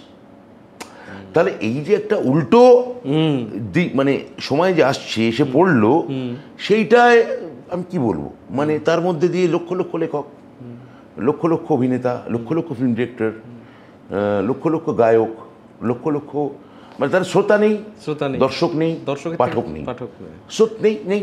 আচ্ছা বাতদা, আপনি কি শিষ্য গুরু শিষ্যর যে পরম্পরা, সেটাতে বিশ্বাস করেন? আপনার কি শিষ্য তৈরি হয়েছে? না, শিষ্য মানে সেটা আমি অন্তত জানি না। কেউ কেউ হয়তো বলে, সেগুলো যে আমি খুব বিশ্বাস করি তা নয়। আচ্ছা, বেশ। আমি এবার সিনেমার প্রসঙ্গে একটু আসি। সিনেমা যে কটা ছবি আপনি তৈরি করেছেন সবকটার মাঝে অনেকটা করে গ্যাপ আছে। না, শেষ দুটোই নেই। না, রাস্তা 2003, হ্যাঁ, তারপরটা তারপর 2005। 5, আচ্ছা, হ্যাঁ হ্যাঁ, আর ডিকশনারি হচ্ছে 2021, হ্যাঁ, আর হুব্বা 2023। 23, হ্যাঁ, ওইটা 2 বছর, কিন্তু মাঝখানে আবার ছবি করছি, এটা হয়তো সামনের বছর রিলিজ করবে। এইবার ব্যাপার হচ্ছে যে ছবি করার ক্ষেত্রে আপনি মানে অনেক পরিচালক বাংলায় আছেন যারা নিয়ম করে বছরে 2-3টে করে ছবি করেন, এবং আমি জানি না, মানে আমি এটা বিশ্বাস করি না হয়তো, সেটা হচ্ছে যে কোনো একটা শিল্প মাধ্যমে যখন আমি কাজ করছি তখন তার দুটো তাগিদ থাকতে পারে। একটা তাগিদ থাকতে পারে যেটা আমার নিজস্ব তাগিদ, যে আমার এটা বলতে হবে, আমার এটা বানাতে হবে, আমার এটা তৈরি করতে হবে। কিন্তু আরেকটা তাগিদ থাকে যে তাগিদটা বাণিজ্যিক সম্পূর্ণ, যেখানে বলা হয় যে শারদিয়ায় 6টা জায়গা থেকে তোমায় 3টে উপন্যাস লিখতেই হবে। একজন লেখক সকালবেলা উঠে সেই 3টে উপন্যাস লিখতে বসেন এবং তাকে দিতেই হবে ডেডলাইনের মধ্যে। আপনি কি এই স্পেসটার জন্য ছবি সময় নিয়ে করেন, নাকি চাইলে বছরে 2টো ছবি আপনি করতে পারেন? না, আমি পারি না বছরে 2টো ছবি বানাতে, আমি চাইও নি কোনোদিন। এই কারণে চাইনি যে ছবি করাটা আমার কাছে একমাত্র তো মানে কি বলবো কাজ নয়। আমি যদি একই সঙ্গে থিয়েটার করতে চাই এবং অভিনয়ও করতে চাই এবং লিখতেও চাই, ফলে 1 বছর যদি আমার ফিল্মে বা 2 বছর গ্যাপ পড়ে, যেমন 2010 সালে তারা আমার ছবি হওয়ার পরের ছবি ডিকশনারি, প্রায় 10 বছরের একটা গ্যাপ। হ্যাঁ, এই 10 বছরে আমার মাঝে মাঝে মনে হয়েছে আমি ছবি করি, কিন্তু আমি ছবিটা শ্যুট শুরু করেছিলাম 2019-এ, 20 মার্চে কোভিড এসে গেল। কিন্তু এই 9 বছরে যে আমি ছবি করাটাকে যে খুব মিস করেছি, এরকমটা বলা চলে না। যেমন এখন থিয়েটার করছি না, এটাকে আমি যে খুব মিস করছি, এইটাকে বলা চলে না। একটা ফেজে পরপর থিয়েটার করেছি, এখন আমার ইচ্ছে হচ্ছে কতগুলো ছবি করব, তারপর আবার হয়তো থিয়েটার করতে পারি। মানে আর লেখালেখিটা ওই যে আমি বললাম, আমি জানি কোনো পাঠক আছে কি নেই আমি জানি না, আসলে নেই, কিন্তু আমি আমার কারণেই লিখি। মানে ওই সময়টা আমার মনে হচ্ছে আমি লেখক, আমি পাঠক, কার কি করার আছে, না আমার স্বাধীনতা। আপনি ওই আজকালের নবজাগরণের অনুষ্ঠানে যে কথাগুলো বলেছিলেন তার মধ্যে একটা খুব গুরুত্বপূর্ণ কথা বলেছিলেন, যে একজন মানুষ যিনি শিল্প চর্চা বা মেধা চর্চার সঙ্গে যুক্ত, তাকে বিভিন্ন পরিসরে বেঁধে দেওয়ার একটা চেষ্টা চলে, যে ইনি হলেন নাটকের মানুষ, ইনি হলেন সিনেমার মানুষ, ইনি হলেন উপন্যাসের মানুষ, এরকমভাবে আইডেন্টিফাই করে দেওয়া। কিন্তু আপনার পরিসরটা একটা মানে নানা দিকে নানা রকম ভাবে গেছে, কোনোটাই হয়নি বলে না কোনোটাই হয়নি এরকমটা নয়, সেজন্যই বলেছি না। কিন্তু আমি যেটা বলার চেষ্টা করছি যে এটা আপনার কাছে কি সচেতনভাবে এই জিনিসগুলো এসছে, যে মানে আমার মনে হচ্ছে যে আমার মাথায় কিছু একটা আছে, আমি লিখে ফেলি, এরকম ভাবে এসছে, নাকি আমি খুব পরিকল্পনা করেছেন যে আমি এইটা এখন করবো, এইটা এখন করবো, বা এইভাবে করবো? না, বা এটার সঙ্গে আরেকটা জিনিস জুড়ে দিই, যে ছেলেটি বা যে মেয়েটি থিয়েটারে অভিনয় করতে যাচ্ছে বা লেখালেখি করছে, তারা যখন কোনো একটা কাজ এর বদলে আরও 2-3টে কাজ একসঙ্গে করেন, তখন কি তাদের কোথাও গিয়ে ডিভিয়েট করার, কোথাও গিয়ে সরে যাওয়ার, লক্ষ্য থেকে চ্যুত হওয়ার একটা সম্ভাবনা থাকে? আমার মনে হয় না। ধরো আমি আমার দ্বিতীয় সিনেমা যেটা করেছি তিস্তা, সেটা আমার একটা নাটক থেকে সিনেমা করা, টেক্সট থেকে, লিখিত টেক্সট থেকে। আবার ধরো এই যে 21 গ্রাম বলে একটা থিয়েটার আমি করেছিলাম, সেটা আলেহান্দ্রো ইনারিতু 21 গ্রামসের অবলম্বনে করা থিয়েটার। তার মানে একটা নাটক থেকে আমি সিনেমা বানাতে পারি, মানে বানানোর চেষ্টা করতে পারি, আবার সিনেমা থেকেও একটা থিয়েটার বানানোর চেষ্টা করতে পারি। আমার কাছে ফর্মটা খুব ইম্পর্টেন্ট নয়। মানে আমার অনেকেই বলেছে অর্ধশেষ রজনী যদি ফিল্ম হতো খুব ভালো হতো, বা বোমা যদি ফিল্ম হতো খুব ভালো হতো, কিন্তু আমার তো ওই সময় থিয়েটারটাই করতে ইচ্ছে করছে। তো কন্টেন্ট আমাকে থ্রাইভ করতে পারে, কিন্তু ওই মুহূর্তে আমার যদি মনে হয় যে এই ফর্মটা, এটা আমার ফর্ম, আমি থিয়েটারটা করব, তাহলে আমি থিয়েটারই করব, ওই তোমার কথায় দর্শক থাক বা না থাক। এটা ডিপেন্ড করছে যে ওই মুহূর্তে আমি কি করতে চাচ্ছি। একদম। হ্যাঁ, এখন যে সিনেমাটা আমি বানাচ্ছি সেটা বিভূতিভূষণ বন্দ্যোপাধ্যায়ের 2টো গল্প আমি মার্চ করে করছি। আচ্ছা। প্যারালালি আমার আরেকটা আমি একটা স্ক্রিপ্টিং করছি, সেটা একটা মানে খুবই বিখ্যাত নাটকের আমি একটা অ্যাডাপ্টেশন করছি। আচ্ছা আচ্ছা। ফিল্মে। তো এই দুটো কাজ একসঙ্গে করছিলাম আমি, করতে করতে মনে হলো এইটাই আগে করব, ছোট গল্পের কাজ দুটো, মানে বিভূতিভূষণের। হ্যাঁ। আবার একই সঙ্গে আমি হয়তো সতীনাথ বাদুড়ির একটা কালজয়ী উপন্যাসের ফিল্মের স্ক্রিপ্টিংয়ের কাজ বেশ খানিকটা হয়তো এগিয়ে রেখেছি। সেটা কি ধরাইজড়িক মানুষ? আরে সেটা আমি এখন বলছি না, কিন্তু সেটা যাই হোক না কেন, এগুলো আমার পাইপলাইনে আছে। একই সঙ্গে কিন্তু আমার থিয়েটার করারও কতগুলো, মানে আমি কি থিয়েটার করবো, যেমন ধরা যে মোহাম্মদ আলী জিন্নাকে নিয়ে লেখা আমার একটা নাটক আছে অন্তিম রাত। আবার তোমার উদাহরণ দিচ্ছি যে 1980 সালের 22শে জুন, এই দিনটাকে কেন্দ্র করে ভারতবর্ষের সব থেকে বিখ্যাততম পরিবারের মা ছেলের গল্প এক রাতের, সেটাও আমার নিয়ে একটা নাটক আছে। আবার নতুন একটা নাটক আমি প্যারালাল লেখার কথা ভাবছি, যেটা হয়তো একটা প্রায় 50-60 বছরের যুগকে কভার করবে, যেটা এই সময় এসে ঢুকবে। এখন আমি এটা কোনটা করব, আমি সত্যি কথা তোমায় বলছি, আমি এখনো জানি না। মানে যখন আমার মনকে আমি পুরোপুরি প্রস্তুত করে নিতে পারবো, মনকে ঠিক করে নিতে পারবো যে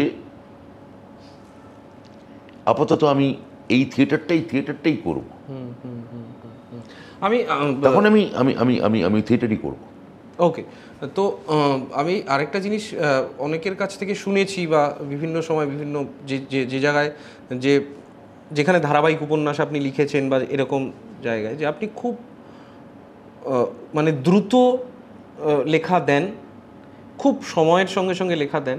সম্পাদকদের তরফ থেকে একটা অভিযোগ থাকে তো সবসময়, দাদা লেখাটা প্লিজ দিন, পত্রিকাটা ছাড়বো, পাতাটা ছাড়বো। কিন্তু আপনি একদম সময় মেপে, খুব সময় নির্ধারিত সময়ের মধ্যে এবং একটা পরিমাণ এবং মান বজায় রেখে পুরো লেখাটা দেন। আপনি সময়টা কি করে পান? যে ধারাবাহিক উপন্যাস কথাগুলো যেটা বললে আমার দুটো বেরিয়েছে, আমি মানে বুঁদ হয়ে থাকতাম, মানে তাই না, আমি মনে হতো যে কবে আমার পরের বুধবার আসবে। বুধবার কেন? বুধবার আমার সম্পাদক প্রুফ পাঠাবেন। আচ্ছা আচ্ছা আচ্ছা। আমি প্রুফ দেখবো, আবার কারেকশন হওয়ার জন্য যাবে, কারেক্টেড হয়ে আবার আমার কাছে আসবে। আমি অবসেসড হয়ে থাকতাম, ফলে আমি ওটা টাইমলি, মানে আমি এমনও হয়েছে যে আমি একটা কাজে হয়তো আমি রোমে গেছি, সম্পাদক তোমার বন্ধু বান্ধব জিজ্ঞেস করে দেখতে পারো, যে সেখানেও আমায় প্রুফ পাঠিয়েছে, আমি আধ ঘন্টার মধ্যে প্রুফ দেখে আবার ফেরত পাঠিয়েছি। আচ্ছা, হ্যাঁ, আবার উনি আমায় প্রুফ পাঠিয়ে বলেছে এটা ঠিক আছে, আমি তখন ছেড়েছি, হ্যাঁ ঠিক আছে। মানে আমি এতটাই বুঁদ হয়ে থাকতাম, ওটা আমার মানে ওটা কোনো প্রফেশনাল নিষ্ঠা নয়, ওটা তুমি যদি বলতে পারো আমার অবসেশন। অবসেশনের ফলাফল হিসেবে ওইটা ঘটেছে। আচ্ছা, এটা তার মানে এমন নয় যে কোনো একটা শারদীয় সংখ্যায় লেখা আমি একটু করে দিন দেরিতে দেবো না, দেরিতে দিয়ে হতেই পারে, নির্ভর করছে যে আমি ওই মুহূর্তে ওটা নিয়ে কতটা মানে বুঁদ হয়ে আছে। আচ্ছা, আপনি এতটা মানে এত দিন ধরে এত রকমভাবে ওয়েল ট্রাভেলড একজন মানুষ, আমাদের সামনে সত্যি এরকম উদাহরণ, এরকম মানুষ সামনে দাঁড়িয়ে থাকা মানুষের সংখ্যা সত্যি খুব কম। আপনি এই প্রজন্মের সঙ্গে, এই প্রজন্মের কাছে কি অ্যাক্সেসেবল মনে হয়? তুমি আমায় কি করতে, তুমি এই প্রজন্মের একটা সুন্দর থিয়েটার ডিরেক্টর, তোমার থিয়েটারের সত্যিই ভালো আমি প্রশংসা শুনেছি। হ্যাঁ, তুমি আমার পাও না? হ্যাঁ, অবশ্যই। সবাই অ্যাক্সেসেবল নয়, নতুন প্রজন্ম মানেই অ্যাক্সেস দিতে হবে। আপনি কি এই প্রজন্মের মধ্যে পড়া, এবং মূলত পড়ার কথাই বলবো, পড়া, এবং আপনাদের সময় তো সত্যি আপনারা যখন এই বয়সে ছিলেন তখন তো এত বিদেশি ছবি দেখার সুযোগ ছিল না, আমরা কষ্ট করে দেখতেন এবং বিভিন্ন জায়গায় কম বয়সে সিনে সেন্ট্রালের মেম্বার হই। হ্যাঁ, আমি সেটাই বলছিলাম যে ম্যাক্সমূলা ভবন বা গোর্কি সদন বা সিনে সেন্ট্রাল, এগুলোতে যে বিভিন্ন রকম ছবি দেখানো হতো, ফেস্টিভ্যাল, সেই সুযোগ ছিল। কিন্তু এখন প্রচুর সুযোগ, এখন হাতের সামনে অসংখ্য, হাতের সামনে বিশ্ব পৃথিবী খুলে গেছে। কিন্তু তার মধ্যে একটা মনোটনি আছে। আবার দেখবো, এটা শুনেছি বটে, হয়তো মানে একজন মানে রাত্রিবেলা বন্ধুটা হোয়াটসঅ্যাপ করলো যে এক্ষুনি দেখ এটা, আমি খুব উৎসাহ করে দেখতে বসলাম। তারপর দেখতে যাবো, বসার আগে মনে দেখবো না, কালকে দেখি। এবার আগে ওইটা যখন ওটাই হতো যে কালকে এটা একটা রাত্রের জন্য ঢুকছে, বা একটাই স্ক্রিনিং হবে গোর্কি সদনে, যেভাবে হোক ওটা গিয়ে বিকেল 4টায় লাইন দিতে হবে, ওটা তখন চলে যেতাম। এখন এই অ্যাভেলেবিলিটির কারণে কিছুটা বোধহয় টান, খানিকটা মানে যাকে বলে বৈক্লব্য এসেছে, শ্লথতা এসেছে। কিন্তু একটা আমি জানি না, হয়তো একটা হাতে কাছে পেয়ে গেলে সব হয় না, বাউন্ডুরে উড়নচণ্ডী টাইপের একটা স্বভাব হয়। হ্যাঁ, কিন্তু একটা বয়সের পর অনেকেই হয়তো বলেন যে আমাদের সময়টা কি ছিল, দারুণ ছিল, আর তোদের সময়টা মানে একদম মানে যাচ্ছে না। আমার সেটা তো মনে হয় না, যদিও আমার অন্য মানুষের মতো নিজের অতীতের প্রতি, নিজের স্মৃতির প্রতি, ওটা তো মানুষ কেন করে, ওটা মূলত নিজের অতীতের মধ্যে দিয়ে নিজেকেই ভালোবাসে, স্মৃতির অমন্থনতার মধ্যে দিয়ে কোথাও নিজেকে খুঁজে পায়। ওটা একটা মানে ভালোবাসা আর ভূতের মতো, মিল কোথায়? প্রেম আর ভূত মিল কোথায়? কেউ দেখেনি, কিন্তু তার সত্ত্বেও প্রেমের সিনেমা সব থেকে বেশি হিট করে কেন? হ্যাঁ, তার কারণ হচ্ছে যে সে তার ওই কোথাও যেটা সে পায়নি, সে ওই প্রেমের ছবি দেখতে গিয়ে সেটা সে পায়। তো ওইটা আসলে নিজেকেই গ্লোরিফাই করা বা নিজের কাছে নিজের মানে খুঁজে পাওয়া। কিন্তু আপনি এই সময়কার যারা কাজ করে তাদের মধ্যে যাদের কাজ আপনার কাছে পৌঁছয় বা যাদের লেখা আপনার কাছে পৌঁছয়, তাদের মধ্যেও আপনি সম্ভাবনা দেখতে পান? আমি প্রচুর ভালো ভালো লেখা খুঁজে খুঁজে নিয়ে আমার যে একাডেমিগুলো আমাদের হাতে আছে সেগুলোকে তাকে জায়গা করে দেওয়া, বা কোনো একটা জায়গায় তাদের হয়তো খুব দরকারও নেই সেটা, কিন্তু তা সত্ত্বেও আমি সেটা আমার দিক থেকে তাকে অনার জানাতে চেয়েছি। আমি তোমার দিকে হাত বাড়াবো, এবার সে তুমি আমার হাত করমর্দন করবে না আমার হাতে থুতু ফেলবে, তোমার ব্যাপার। হ্যাঁ, সেই। হ্যাঁ, এবার একটু সাম্প্রতিক কাজকর্মের কথায় আসি। মিনার্ভা রেপার্টারি থেকে একটা নতুন কাজ আসছে যেটা আপনার লেখা, এবং এই তৈরির প্রক্রিয়ার সঙ্গেও কিছু কিছু মাত্রায় আপনি জড়িত। না, আমি জড়িত নই, আমি মানে একটা রিহার্সাল দেখেছি, সেটা আমার অপূর্ব লেগেছে। যদি এই নাটকটা নিয়ে একটু বলেন, মানে এই কাজটা নিয়ে একটু বলেন, মানে এই প্রযোজনাটা। না, এটা তো মিনার্ভা রেপার্টারি থিয়েটার অর্পিতা করছে, অর্পিতা ঘোষ, এবং খুবই ভালো করেছেন কাজটা। মানে আমি মনে করি ওর মানে ওয়ান অফ দ্য বেস্ট। তাই মানে আমি তো মানে আমার মানে আর ছেলে মেয়েগুলো যা অভিনয় করেছে,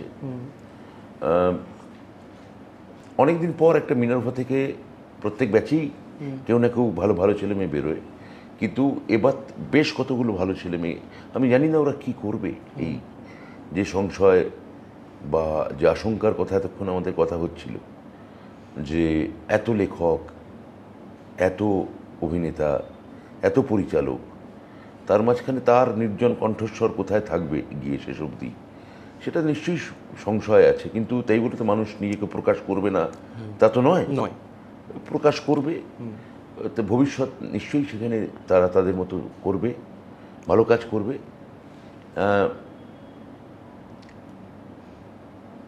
এবার মানে কথা হচ্ছে যে এই প্রোডাকশনটা আমার মনে হয়েছে যে একটা ট্রু, মানে এটা শেক্সপিয়ারের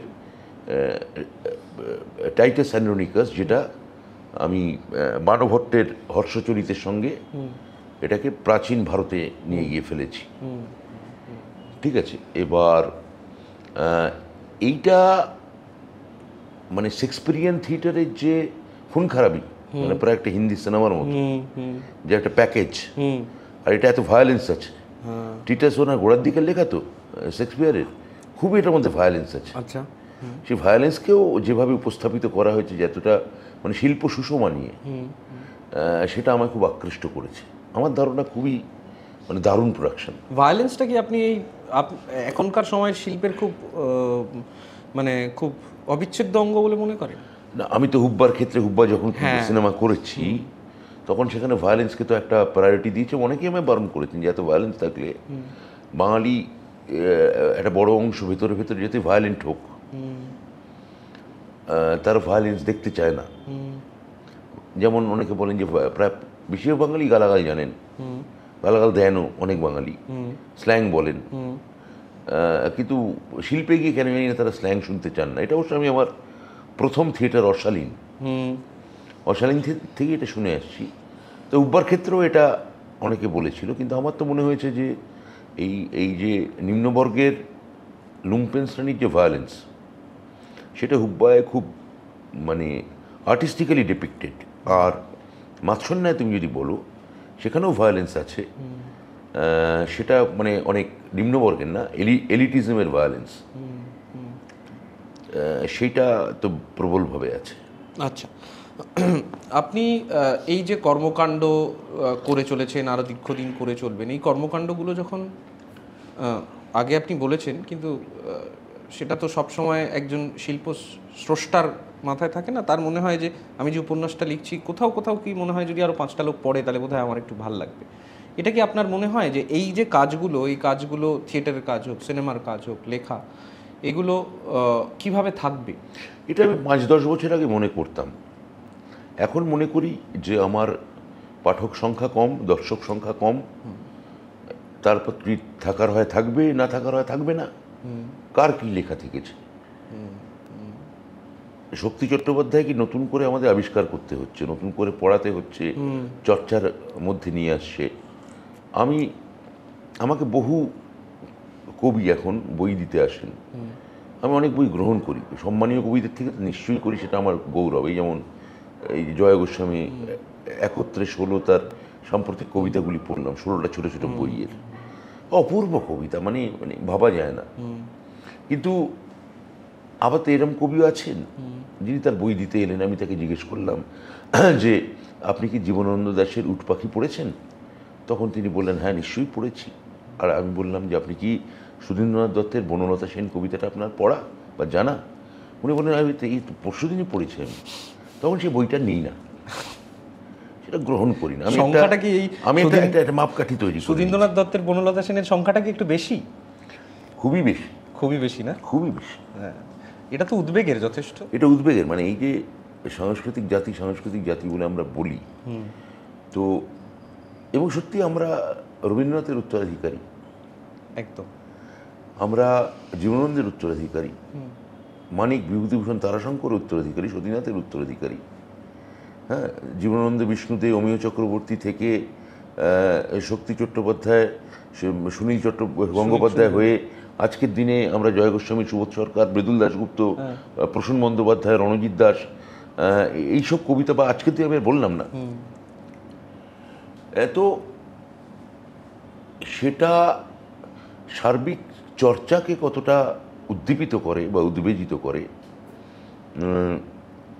আমার সন্দেহ আছে। কিন্তু আমার ধারণা একই সঙ্গে আমার মনে পড়ে, যখন এগুলো নিয়ে হতাশ লাগে, তখন মনে পড়ে যে রবীন্দ্রনাথ যখন নোবেল পেলেন, তারপর অন্তত 7 জন কৃতি বাঙালি নোবেল কমিটির কাছে তাদের সাহিত্য পাঠিয়েছিলেন যে তাকেও যদি দেওয়া যায়, এই আবেদন জানিয়ে। সেই নামগুলো আর করছি না, হ্যাঁ, কিন্তু এগুলো তো বরাবরই আছে।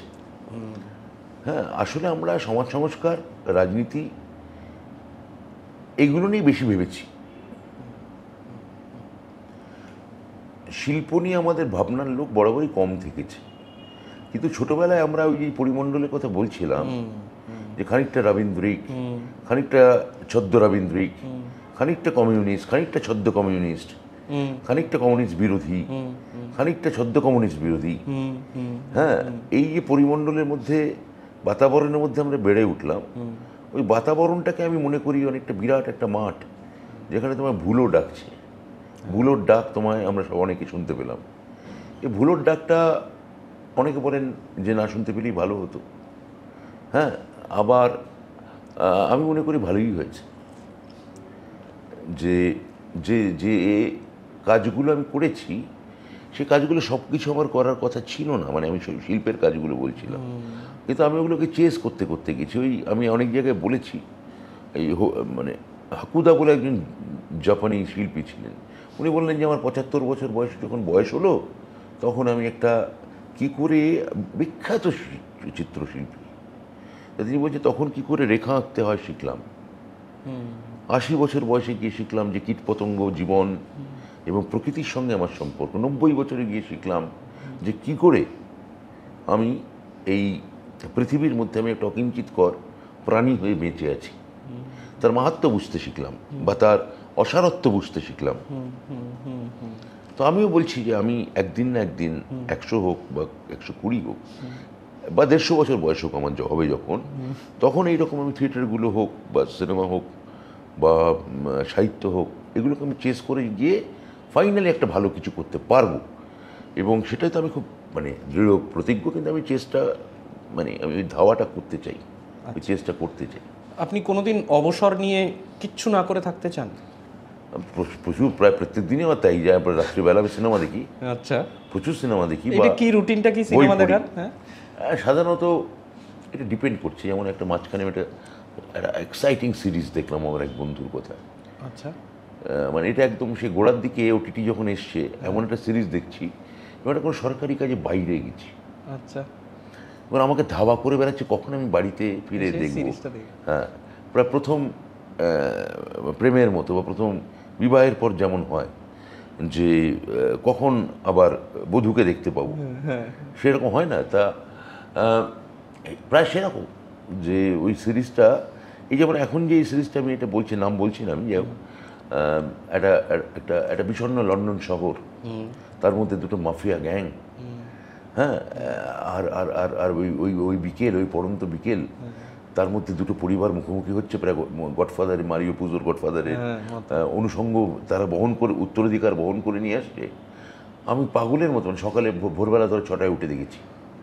আচ্ছা, হ্যাঁ, আবার রাত 3টে অবধি হয়তো দেখেছি, মানে ছাড়তে পারছি না, মানে এরকম অবস্থা হয়েছিল। এটা ডিপেন্ড করছে কখন দেখবো, ওরকম কোনো, আমার লেখালেখির মতো আমি সকাল 6টায় উঠে লিখেছি, 5টায় উঠে বললেন যেখানে বুঁদ হয়ে গেলে তখন আর, হ্যাঁ, তখন ওটা হ্যাঁ। আবার মানে একটা খুব গুরুত্বপূর্ণ হয়তো মিটিং চলছে, মিটিংটা করে এসে 1 ঘন্টা লিখে, মানে তখন লাইনগুলো ঘুরছে, আবার ফিরে গিয়ে পরে মিটিংটা করেছি, এরকমও হয়েছে। তো হ্যাঁ, তো কোনো নির্দিষ্ট কোনো সময় আমি যখন কোনো কিছুতে অবসেসড হয়ে যাই, তখন আর ওটা খুব সময় দিয়ে আর খুব ওটা বেঁধে থাকে না, কম হয়, খুবই কম হয়, কিন্তু হয়। কিন্তু মানে অবসর বলতে এটাই, মানে আপনি যদি না অবসর আরও আছে, ফুটবল খেলা দেখা আছে, আচ্ছা, হ্যাঁ, আপনি তো ইস্ট বেঙ্গলে আড্ডা মারা আছে বন্ধুদের সাথে। হ্যাঁ হ্যাঁ হ্যাঁ, না আমি বলছি যে ধরুন আপনি এই যে প্রাত্যহিক জীবনে, রোজকার জীবনের যে কাজটা, রোজ সকালে বেরিয়ে যাওয়া, প্রশাসনিক কাজকর্ম আছে, সমস্ত কিছু আছে, কোনো একটা সময় গিয়ে কি আপনি এটাকে না বলে দেবেন কোনো দিন, যে আমি আমি এই সময়টা আর চাই না? কোন সময়টা চাই না? মানে এই রুটিনটা আর চাই না। আমার তো কোনো নির্দিষ্ট রুটিন নেই, আমি কোনো কালেই খুব নির্দিষ্ট রুটিন তৈরি করতে পারি, নির্দিষ্ট পেশা তৈরি করতে পারিনি। সে অর্থে আমি একেবারে মানে অপটু এক অর্থে, সেটা খালি একটা সেলফ পিটি তৈরি করছে না, কিন্তু আত্মমায়া তৈরি করছে না, মানে এটা এক ধরনের, কিন্তু আমার ক্রমশ বোঝাপড়ায় আমি পৌঁছচ্ছি আমার সঙ্গে নিজের। হ্যাঁ, তো না মানে না বলতে, মানে এই যেমন আমি তোমায় বলছি যে আমার দৃঢ় বিশ্বাস, এই আমাদের এই পডকাস্টের শুরুতে আমি যদি বলে দিতাম যে রাজনীতি নিয়ে আমরা আজকে কোনো কথা বলবো না, তোমার সঙ্গে আমার যে প্রাক করার বা চুক্তি, সেটা তারা প্রথমেই দর্শক পালিয়ে যেত, অর্ধেক দর্শক, তারা তো অপেক্ষা করে বসে আছে কখন আমি আঁচটে কথা বলবো, কখন আমি 3-4টে অন্যরকম কাউকে খোঁচা মারা কথা বলবো, তাহলে ভিউয়ার আছে, বা জাতি নিয়ে জ্ঞান দেবো, বড় বড় কথা বলবো জাতি নিয়ে, জাতির দায় নিয়ে আমি কথা বলবো। ওই যে বললাম তোমাকে যে বলেছি, সব থেকে দুর্ব্যবহার করতে দেখেছি ক্ষমতা থাকার সময়, এখন বিনয়ী হয়ে মানুষ জাতি নিয়ে জ্ঞান দেয়। তা এইরকম হলে ভিউয়ার হবে। এবার তো আমার নিজের ধারণা, আমি আর তুমি যে কথাবার্তাগুলো বললাম, খুবই কম ভিউয়ার হবে। কিন্তু এটা গোড়ায় যদি আমরা বলে দিতাম, হ্যাঁ, তাহলে আকর্ষণের বিন্দু, তাহলে যেটুকু ছিল, যেটুকু ভিউয়ার পেতে তুমি শেষ অবধি পাবে, সেটাও পেতে না। আমি শেষ প্রশ্ন করছি ব্রাত্যদা, বিভিন্ন শিল্পীর কাছে বিভিন্নভাবে মৃত্যু এসেছে, তারা তাদের শিল্পে, তারা তাদের কবিতায়, সমস্ত জায়গায় মৃত্যুকে এক এক রকমভাবে দেখেছেন। আপনার কাছে কিভাবে মৃত্যুর চেতনা এসে ধরা দেয়, এই প্রশ্নটা দিয়ে শেষ করব। না, মৃত্যু নিয়ে তো একসময় প্রচুর ভেবেছি, এখন আর মনে হয় যে ওই ব্রেস্ট বলেছিলেন যে মৃত্যুর ঠিক 10 দিন আগে উনি মিলানে গেছিলেন। তো মিলানে এক বন্ধুকে সকালবেলা, তখন ওনার ছোটোবেলা থেকে হার্টের রোগ ছিল ব্রেস্টের, এবং তখন হৃদযন্ত্রেরও খুবই সমস্যা যাচ্ছিল ওনার। তা এটা বোধহয় মানিন বলে একজন ইটালিয়ান বন্ধু, তাকে বলেছিলেন যে মৃত্যু ব্যাপারটা হঠাৎ খেতে মৃত্যু ব্যাপারটা কীরকম বলতো, একটা খড়খড়ির জানলার খড়খড়িতে একটা পাখির আসার মতো, ঠিক মৃত্যুর 10 দিন আগে বলেছিলেন ব্রেস্ট। আর তারপর এরকম মারাই গেলেন। তো আমি যদি ওই রকম মৃত্যু মানে হঠাৎ কাজ করতে করতে কোনো একটা আলগা করে আলতো করে মৃত্যু যদি আসে, এটা বোঝা গেল না, কিন্তু মানে যে পরিমাণ মানে শারীরিক নিগ্রহ নিজেকে করতে হয়েছে, করেওছি নিজে, সেটাই আমার ধারণা মানে খুব ভয় হয় যে অনেক মানে বিছানায় শুয়ে কাটাতে হলো হয়তো অনেকটা দিন। সেটা তো ভয় লাগে, খুবই ভয় লাগে। এবং তখন আমার মনে হয় যে মানে চোখ খুললে মনে হয় যে আমি এখন কাজটা করতে পারবো তো। আমি যে কাজটা করতে চাইছিলাম গতকাল রাত্রে শোয়ার আগে, যে স্বপ্ন কল্পনা এবং অঙ্গীকার বা শপথ নিয়ে নিজের কাছে আমি ঘুমোতে যাচ্ছি, সকালেও সেই একই উদ্দীপনা থাকবে তো, থাকে না ন্যাচারালি, কিন্তু সকালবেলা আমি দেখি যে আমি মানে সেটা একেবারে মরে যাইনি তো। তো ওই যে একটু হলেও যদি বেঁচে থাকি, সেটাই আমার কাছে অনেক।